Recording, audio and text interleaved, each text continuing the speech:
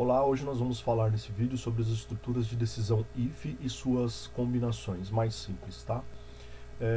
Linguagem C é uma linguagem estruturada, como eu mencionei anteriormente, e para a gente observar a estrutura de decisão if, a gente tem aqui a montagem de como ela fica em todos os programas que você for fazer, né? Todo programa que você for fazer, você vai montar essa estrutura aqui então, ó. If, abre e fecha parênteses, abre e fecha chaves. O que você vai colocar aqui dentro dos parênteses? Uma condição, né?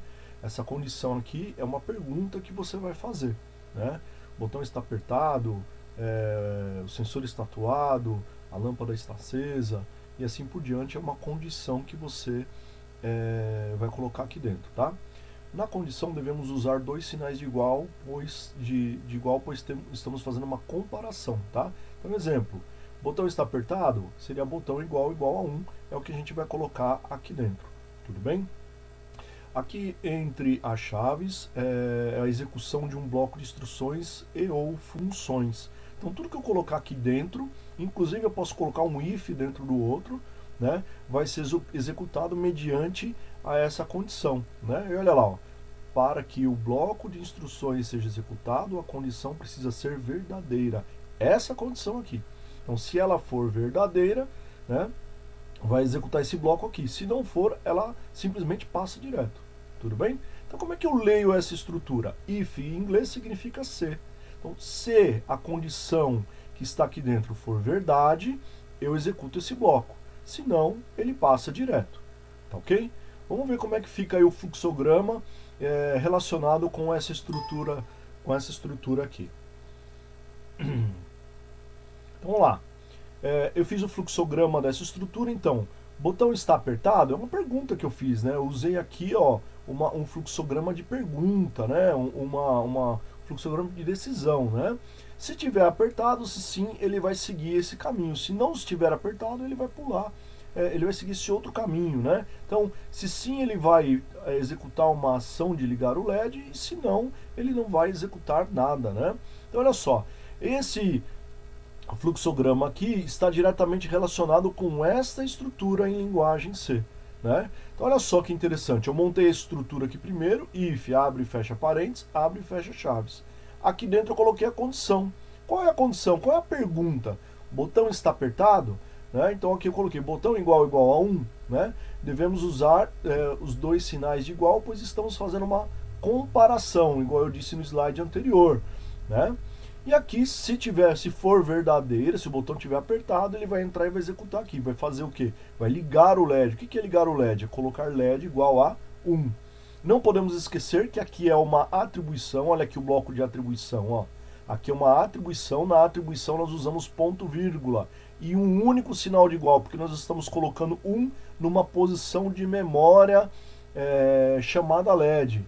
E nós estamos comparando aqui o botão, que é uma posição de memória, com o número 1.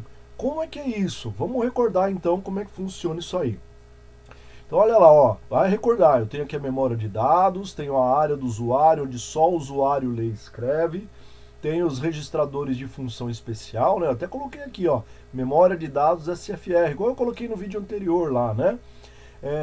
E aí você pode observar que eu tenho o pino do microcontrolador, tenho um botão ligado no pino do microcontrolador, eu tenho um periférico aqui que é o periférico port B, esse periférico está relacionado com a posição de memória port B, e cada um dos pinos ligados ao periférico está relacionado com uma posição de memória do port B, sendo que esse pino está relacionado com esse circuito do periférico, esse circuito do periférico está relacionado com esse bit da posição de memória.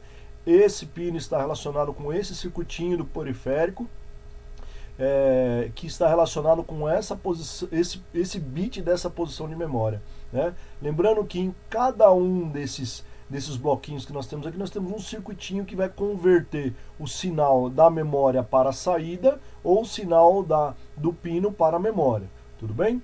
Então quando eu falo lá, ó, o botão está apertado, né, eu estou me referindo a esse bit aqui que recebe o apelido de botão, né? Recebe o apelido de botão. Olha só, eu não estou comparando lá botão igual a 1, Então significa que se essa chave estiver apertada, vai ter 5 volts nesse pino, né, e o periférico vai escrever 1. Né? Então se o periférico escreveu 1, significou que o botão está apertado. Então eu estou comparando essa posição de memória que recebeu o apelido de botão com o número 1. Se ele tiver 1, tem que executar o que está dentro das chaves lá do if. Se não tiver 1, ele não vai executar. Tudo bem? E o que é o LED, pessoal, que eu falei? Olha lá. O LED é a outra posição de memória, né? Que está relacionado com esse LED aqui. Beleza? Então, aqui eu dei os apelidos para esse bit, eu chamei de LED, e esse bit eu chamei de botão. Então não esqueça que nessas instruções que eu estou ensinando para vocês, nós sempre estamos comparando com as posições de memória, né? Não estamos trabalhando diretamente com o hardware lá fora. Nós estamos trabalhando aqui com a posição de memória. O periférico faz a função de se comunicar com o lado de fora, tá ok? Então vamos ver como é que vai ficar isso aí. Então olha lá, se o botão estiver apertado, eu vou seguir esse caminho de fluxo aqui, ó. Ok? Se for verdadeira a condição, eu vou mandar ligar o LED. Então olha lá, se o botão for apertado, se aquela posição de memória tiver o valor 1, ele vai entrar aqui, executar e sair fora. Né? Ele vai escrever 1 na posição de memória do LED, para que o LED possa acender. Né? Caso o botão não esteja apertado, o que vai acontecer? Ele vai fazer esse outro caminho. Esse outro caminho não tem ação nenhuma para ele fazer. Então simplesmente aqui ele vai passar direto. Tudo bem? Estruturas de decisão if-else. Agora é a mesma estrutura um pouquinho mais elaborada, onde ela vai ter dois blocos de execução. Né? Então a primeira parte aqui fica igual. Né? Então como é que ela fica? Se a condição que está aqui dentro for verdadeira, ele vai executar esse bloco aqui. E else? O que significa else? Significa se não.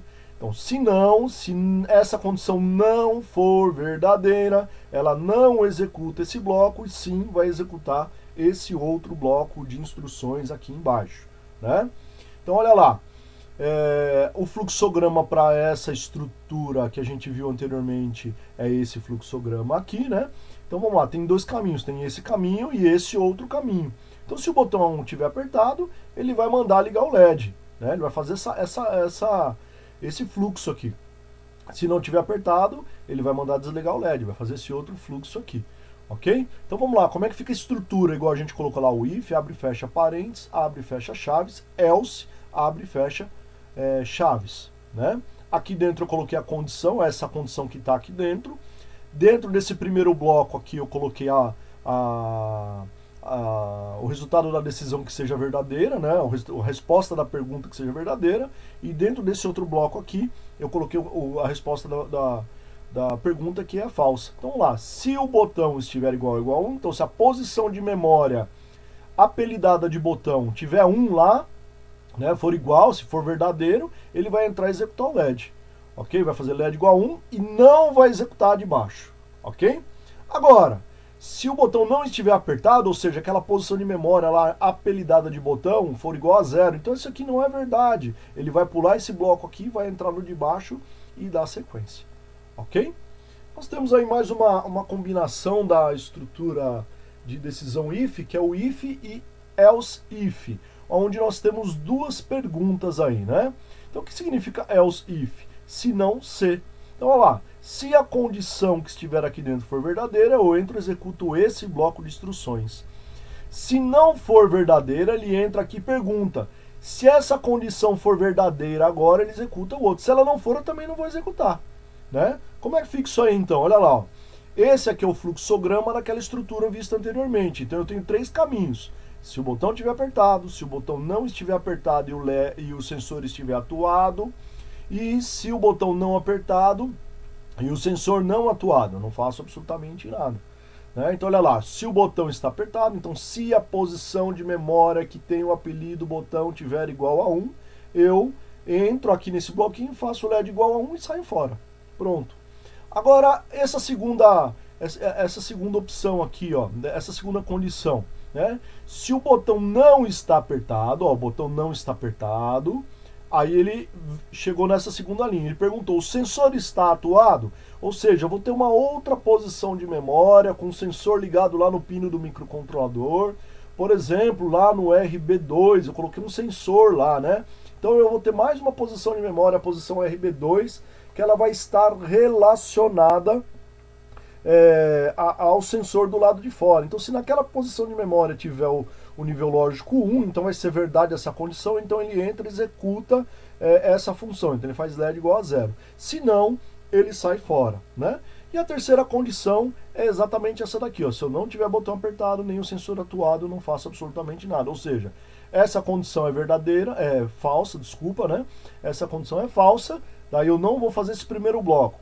Ele entra aqui, ele vê que essa condição também é falsa e ele não faz esse outro bloco, tá ok?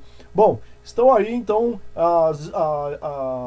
as possíveis combinações, né, da estrutura de decisão if, else e if, else if.